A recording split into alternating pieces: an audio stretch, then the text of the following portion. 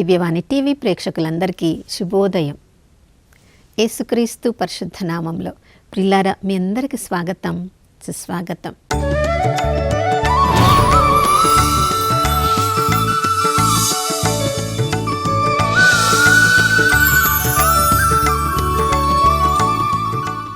గడిచిన దినమంతా కాచి కాపాడిన దేవునికి మనసారా వందనాలు తెలియచేద్దాం. దేవుని ప్రేమ తరిగిపోలేదు, ఆయన కరుణ సమసిపోలేదు. ప్రతి ఉదయము ఆ ప్రభువు కొరకు ఎవరెవరు ఎదురు చూస్తూ ఉంటారో వారందరిపై నూతనంగా తన ప్రేమను కరుణను కుమ్మరిస్తానని వాగ్దానం చేసిన దేవుడు నమ్మదగినవాడు, విశ్వసనీయుడు ప్రియులారా అని విలాపగీతములు 3వ అధ్యాయము 22-23 వచనాల్లో మనం చదువుతున్నాం. ఆ నమ్మదగిన దేవుడు, విశ్వసనీయుడైన దేవుడు మన పరిస్థితి, మన భవిష్యత్తు, మన ఈరోజు జీవితం, మన ఈరోజు అవసరములు అన్నీ ఆ ప్రభువుకు తెలుసు కాబట్టి అన్నీ కూడా మన కొరకు సిద్ధం చేసి పెట్టారు. ఎవరెవరైతే విశ్వాసంతో నమ్మకంతో వాటిని ప్రార్థనలు అడిగి స్వీకరిస్తారో వారందరికీ కూడా అన్నీ కూడా సిద్ధపాటుగా ఉంచబడింది, అందుబాటులో ఉన్నాయి. మనం విశ్వాసంలో వాటన్నిటిని స్వీకరించుదాం, విజయవంతంగా ఈరోజంతా జీవించుదాం. నా ప్రియ సహోదర సహోదరి, దేవుడు మానవుని ఒక సంఘంలో, సమాజంలో ఇతరులతో కలిసి జీవించడానికి మనందరికీ కూడా జన్మనిచ్చాడు. ఈ లోకంలో మనము ఒంటరిగా జీవించలేము. చూడండి, ఈ లోకంలో అందరిలో కూడా ఏవో బలహీనతలున్నాయి, ఏదో లోపాలున్నాయి, ఏదో అడ్డంకులున్నాయి, ఏదో బంధనాలలో ఉన్నారు. ఈ లోకంలో బంధనాలలో లేని వాళ్ళు, బలహీనతల్లో లేని వాళ్ళు ఎవ్వరు కూడా లేరు. కానీ కొన్నిసార్లు మన బలహీనతల మీదనే మనకు కూడా కోపం వస్తుంది. ఎన్నోసార్లు మంచి జీవితాన్ని జీవించాలని మనం ప్రయత్నిస్తూ ఉంటాము. ఆ బలహీనతల్లో నుంచి బయటికి రాలేనప్పుడు నిరాశలోనికి, నిస్పృహలోనికి వెళ్ళిపోయి ఇక నా జీవితం మారదు. మన కుటుంబ సభ్యుల్ని చూసినప్పుడు వాళ్ళని మనం ఎంతగా ప్రోత్సహించాలని చూసినా ఒకవేళ వాళ్ళ ఉన్న బంధనంలోనే వాళ్ళు ఉంటూ జీవిస్తూ ఉన్నప్పుడు వాళ్ళని చూసి ఎన్నిసార్లు ఇక వీళ్ళ జీవితం మారదు అని ఎంతమందికి మనము ఫిర్యాదులు చేస్తూ ఉంటాము. చూడండి, ప్రతిరోజు వేరే వాళ్ళ యొక్క బలహీనతలను చూసి ఫిర్యాదు చేయడం మొదలు పెడితే ఈ లోకంలో మనము ఫిర్యాదు చేయకుండా ఉండే మనుషులు ఎవ్వరు కూడా ఉండరు. మనం ఒకరి మీద ఫిర్యాదు చేస్తే వాళ్ళు మనలో ఉన్న బలహీనతలను చూసి మన గురించి కూడా సనుగుతూ ఉంటారు, గొనుగుతూ ఉంటారు, ఫిర్యాదు చేస్తూ ఉంటారు. కానీ దీనికోసం కాదు కదా దేవుడు మనల్ని ఈ లోకంలో సృజించింది.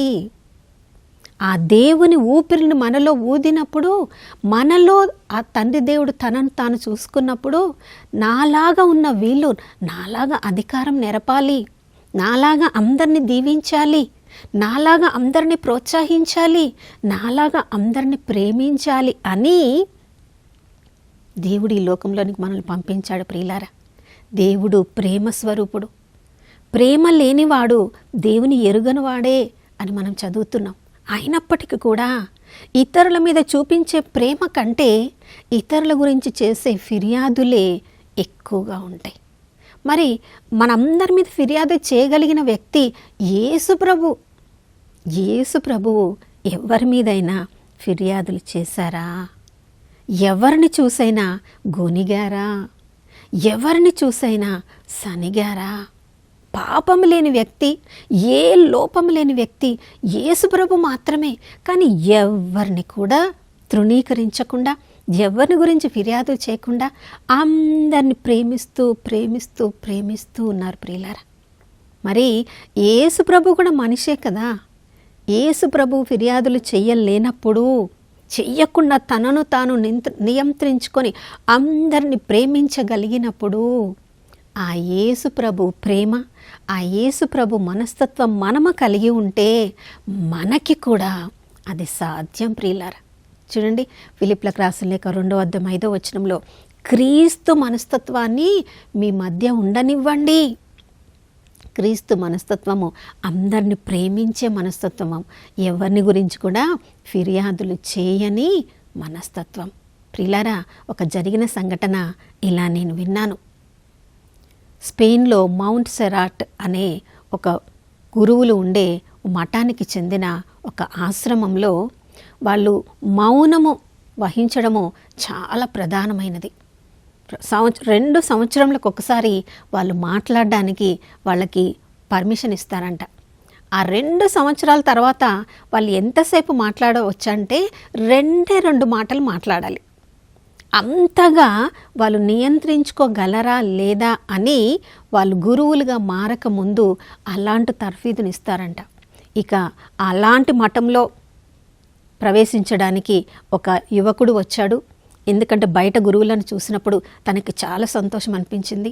నేను కూడా అలా మారాలని గురువుల ఆశ్రమంలోనికి వచ్చినప్పుడు వాళ్ళు పెట్టిన మొట్టమొదటి పరీక్ష 2 సంవత్సరములు నువ్వు మౌనవ్రతం వహించాలి, ఒక్క మాట కూడా మాట్లాడకూడదు, 2 సంవత్సరాల తర్వాత నువ్వు మాట్లాడవచ్చు అన్నప్పుడు అప్పుడు నేను చాలా మాట్లాడవచ్చు కదా అనుకొని ఈ 2 సంవత్సరములు తాను నియంత్రించుకుంటున్నాడు. ఎంతగా మాట్లాడాలనిపించినా లేదు, నేను గురువు కావాలి, నిన్ను నియంత్రించుకుంటాను అని చెప్పి తను పరిస్థితులు ఏది కూడా తనకి ఇష్టం లేదు అయినప్పటికీ కూడా మౌనవ్రతం వహిస్తూ ఎప్పుడు నాకు అవకాశం దొరుకుతుంది మాట్లాడడానికి అని 2 సంవత్సరముల తర్వాత తనకి మాట్లాడడానికి అవకాశం వచ్చినప్పుడు తనకు వచ్చిన అవకాశం ఏంటంటే 2 మాటలు మాట్లాడాలి.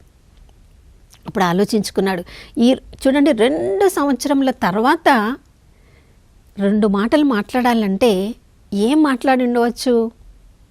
ఏదైనా మంచి మాట్లాడాలి. ఎందుకంటే ఆ తర్ఫీదు తర్వాతనే గురువు అవుతాడు. మరి తనను తాను గురువుగా చూసుకోవాలంటే మంచి మాటలు రావాలి కదా. కానీ ఆ యువకుడు చెప్పిన మాటలు ఆహారం భయంకరం. అప్పుడు తన యొక్క ఉన్నత అధికారులు నీకు ఇంకా తర్ఫీదు సరిపోలేదు, ఇంకా 2 సంవత్సరములు నువ్వు మౌనవ్రతం వహించాలి అని చెప్పి మరలా పంపించినప్పుడు ప్రియులారా, మరలా 2 సంవత్సరాల తర్వాత వచ్చినప్పుడు మరలా అతనికి పొందిన అవకాశం మరొక 2 మాటలు మాట్లాడవచ్చు. ఇప్పటికైనా తన మీద తాను ఫిర్యాదు చేసుకోకుండా, అక్కడున్న పరిస్థితి మీద ఫిర్యాదు చేసుకోకుండా ఇప్పటికైనా తనను తాను మలుచుకోవాలి కదా. తను మాట్లాడిన 2 మాటలు పడక గంతలు గంతలు. ఎప్పుడు తన శరీరం గురించి ఆలోచించుకుంటున్నాడు. తను ఒక గురువు కావడానికి వచ్చాడు కదా, ఎన్ని శ్రమలకి తను తాను సిద్ధపరచుకోవాలి, తను తాను కోల్పోవడానికి సిద్ధపరచుకోవాలి, అదంతా కూడా లేదు. మరలా అతన్ని పంపించినప్పుడు మరలా 2 సంవత్సరముల తర్వాత వచ్చి అతను మాట్లాడిన 2 మాటలు నేను వెళ్ళిపోతున్నాను. అప్పుడు ఉన్నత అధికారులు సంతోషంతో స్మైల్ చేస్తూ చూశారంట. ఏంటి నేను వెళ్ళిపోతున్నానని, ఇప్పుడు నేను ఫ్రీగా మాట్లాడవచ్చు కదా, ఎలాగ వెళ్ళిపోతున్నాను, నేను వెళ్ళిపోతున్నాను అన్నప్పుడు మీకేం బాధ అనిపించలేదా? మీరు కూడా 2 మాటలు మాట్లాడవచ్చు కదా, ఏం మాట్లాడతారో చూస్తాను, నా గురించి చెప్పండి అన్నప్పుడు ఆ ఉన్నత అధికారి గురువు నాకు తెలుసు అన్నారంట. ప్రియులారా చూడండి, ఫిర్యాదులు చేయడం మొదలు పెడితే ఈ లోకంలో అంతా కూడా ఈ లోక అధిపతి అయిన సాతానుచే నడపబడుతున్న ఈ లోకంలో అన్ని ఫిర్యాదులే ఉంటాయి.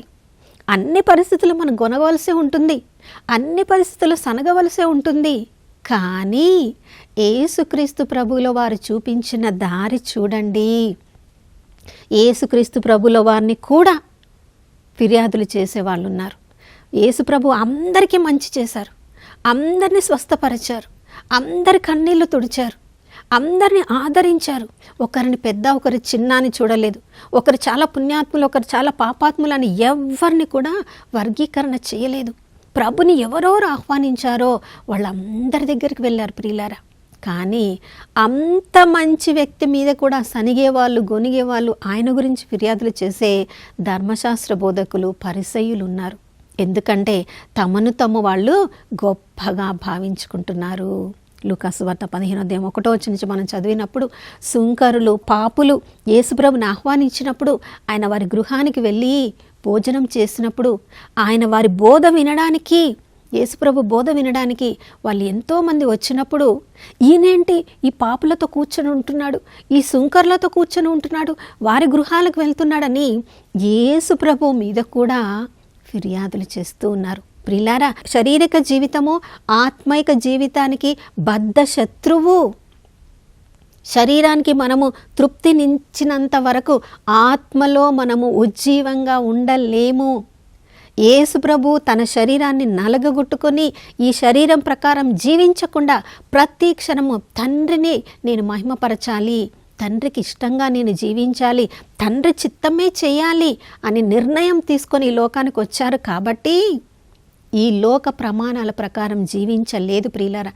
ధర్మశాస్త్ర బోధకులు ఏమనుకున్నా, పరిసయ్యులు ఏమనుకున్నా కూడా నేను ఈ లోకంలో దేవుని రాజ్యాన్ని స్థాపించడానికి వచ్చాను, సరియైన మార్గాన్ని చూపించడానికి వచ్చాను, నా జీవితం ద్వారానే దేవుని రాజ్యం అంటే ఏంటో, దేవుని ప్రేమ అంటే ఏంటో అందరూ కూడా అనుభవించాలని యేసు ప్రభు తన మాటల ద్వారా, క్రియల ద్వారా తండ్రి ప్రేమను చూపిస్తూ ఉన్నాడు. చూడండి, దేవుని ఆజ్ఞలను పాటించడం ద్వారా పరలోకంలో మనం వెళ్ళాలమో అసంభవం. దేవుని ఆజ్ఞలు నరహత్య చెయ్యరాదు అంటున్నాడు. కానీ నరహత్య చేయడము నేను చెయ్యలేదులే అని మనం అనుకున్నప్పుడు మత్తయి సువార్త 5వ అధ్యాయంలో మనం చదువుతున్నాం ప్రియులారా. ఎవరైనా ఒకరిని మూర్ఖుడా, వ్యర్థుడా అంటే కూడా మనము నరహత్య చేసిన దానితో, అంటే ఆజ్ఞలను పాటించడం ద్వారా నిజంగా పరలోకంలో ప్రవేశించడం అంత సులభమా? ఎవ్వరికి కూడా సులభం కాదు ప్రియులారా. కానీ యేసు ప్రభు చూపించిన మార్గాన్ని చూడండి. 3 ఉపమానాలను చూపించి తండ్రి మన దగ్గర నుంచి ఏమి కోరుకుంటున్నాడో అక్కడ తెలియజేస్తున్నాడు ప్రియులారా. చూడండి, 100 గొర్రెలు ఉన్న గొర్రెల కాపరి 99 అతని దగ్గర ఉన్నాయి. ఒకే ఒక గొర్రె తప్పిపోయింది. 99 బాగున్నాయి కదా అని వాటిని చూసి సంతోషంగా ఉండడం లేదు. ఆ తప్పిపోయిన గొర్రె కొరకు ఈ 99 తన దగ్గర ఉన్న గొర్రెలను ఒక దగ్గర వదిలేసి, తప్పిపోయిన గొర్రె ఏ శ్రమలో ఉందో, ఎక్కడ తగులుకొని ఉందో, ఏ నీటి మడుగులో ఉందో, ఎంతగా నా కోసం ఎదురు చూస్తుందో, ఆ తప్పిపోయిన గొర్రె కొరకు వెతుక్కొని దాన్ని పొందే వరకు కూడా వెతుకుతూ ఉన్నాడు. అది దొరికినప్పుడు తన మెడ మీద వేసుకొని వచ్చి, ప్రియులారా, దాన్ని కొట్టడం లేదు, దాన్ని ఫిర్యాదు చేయడం లేదు. నా వెంట నువ్వు రావాలి కదా, నీ గొర్రెల గుంపులో ఉండాలి కదా, దాన్ని చూసి సనగడం గొనగడం లేదు. దాన్ని మెడ మీద వేసుకొని పండుగ చేసుకొని ఇంటికి వస్తున్నాడు. ప్రియులారా, పరలోకంలో 99 మారు మనసు అవసరం లేని నీతిమంతులను చూసి పరలోకం సంతోషించదంట. నీలాగా నాలాగా పాపంలో శాపంలో ఉన్న మనము ఒక్కరము మారు మనసు పొంది హృదయ పరివర్తన చెందితే పరలోకం పండుగ చేసుకుంటుంది. అప్పటి వరకు మనం ఎంత భయంకరంగా జీవించామో దాని గురించి పరలోకం ఫిర్యాదు చెయ్యదు. మనం హృదయ పరివర్తన చెందిన మరుక్షణం పరలోకంలో పండుగ జరుగుతూ ఉంటుంది. ప్రియులారా, 10 నాణెములు ఉన్న ఆ వెండి నాణెములు ఉన్న స్త్రీ 1 నాణెం కోల్పోయింది. వాళ్ళని వీళ్ళని ఆమె నిందించడం లేదు. ఎవరు నా ఇంటికి వచ్చారు, ఎవరు నా నాన్నను తీసుకొని వెళ్ళారు, ఎవరు నా ఇంట్లో దొంగతనం చేశారు, పోలీస్ స్టేషన్కి వెళ్ళి వాళ్ళని పిలిచి వీళ్ళని పిలిచి ఎవరికి కూడా ఫిర్యాదు చేయడం లేదు ప్రియులారా. తను పనికి పూనుకుంటుంది. దీపం వెలిగించి ఎక్కడెక్కడ కోల్పోయానో ఆ స్థలం అంతా ఊడ్చి తను పనిలో ఉంది, తను పని చేయడానికి సిద్ధపడుతూ ఉంది. ఇతరులను చూసి ఫిర్యాదు చేయడం కాదు ప్రియులారా. వాళ్ళు ఎందుకు ఆ పరిస్థితిలో ఉన్నారో ఆ పరిస్థితిని కొంచెం మనం అర్థం చేసుకుంటే, దేవుని వాక్యాన్ని వాళ్ళకు బోధించి, దేవుని ప్రేమను వాళ్ళకు బోధించి, ఒక్క చెయ్యి మనము వాళ్ళకు అందిస్తే, ఫిర్యాదులు మానివేస్తే, వాళ్ళని మార్చుకోవడానికి ఒక్క అడుగు ముందుకు వేసినప్పుడు దాన్ని మనం ప్రోత్సహించి పండుగ చేసుకుంటే, మన ఆనందాన్ని చూసిన వాళ్ళు ఏ బంధనంలో ఉన్నా, ఏ శాపంలో ఉన్నా తప్పకుండా తమను తాము పూర్తిగా మలచుకోవడానికి, హృదయ పరివర్తన చేసుకోవడానికి సిద్ధపడతారు ప్రియులారా. తప్పిపోయిన కుమారుని చూసి తండ్రి పండుగ చేసుకుంటున్నాడు. నా కుమారుడు తిరిగి వచ్చాడు. ముందు జీవితము అది ఎలా అయినా ఉండవచ్చు, దానితో నాకు అనవసరం. నా దగ్గరికి వచ్చాడు, తన తప్పు తెలుసుకొని వచ్చాడు, తిరిగి నా కుమారుడిగా స్వీకరిస్తానని తప్పిపోయిన కుమారుని చూసి తండ్రి పండుగ చేస్తున్నాడు. చుట్టుప్రక్కల అందరూ కూడా రండి మనం పండుగ చేసుకుందాం అంటున్నాడు. అంతేకాని ఇంత నష్టం, ఇంత ఆస్తి తీసుకొని వెళ్ళామని తన మొదటి కుమారుడిలాగా, పెద్ద కుమారులాగా మాట్లాడడం లేదు ప్రియులారా. మొదటి కుమారుడు తండ్రి దగ్గర ఒక బానిసలాగా, సేవకులాగా పనిచేస్తున్నట్లుగా తన మాటల్లో చెప్తున్నాడు. నేను పని చేస్తూ ఉన్నాను, ఎప్పుడున్నో నాకు ఏమీ ఇవ్వలేదు అంటే తండ్రి ప్రేమలో తనను తాను ఎప్పుడూ అప్పగించుకోలేదు. తండ్రి మీద కూడా ఫిర్యాదు చేస్తూ ఉన్నాడు. నీ దగ్గర ఉన్న గొర్రె పిల్లల్లో ఒక్కటి కూడా నేను పండుగ చేసుకోవడానికి నువ్వు ఇవ్వలేదు. నీ దగ్గర ఎప్పుడు నేను పని చేస్తున్నాను, ఎప్పుడు నువ్వు మెచ్చుకోలేదు, ఎప్పుడు నువ్వు పండుగ చేసుకోలేదు. ఆ పెద్ద కుమారుని చూసి తండ్రి ప్రతిరోజు పండుగ చేసుకుంటున్నాడేమో. అది ఎరుగని ఆ మొదటి కుమారుడు చూడండి, తండ్రి పండుగల ఆనందాన్ని దాన్ని పూర్తిగా తీసివేయడానికి తన తమ్ముడి మీద ఫిర్యాదులు చేయడానికి చూస్తున్నాడు.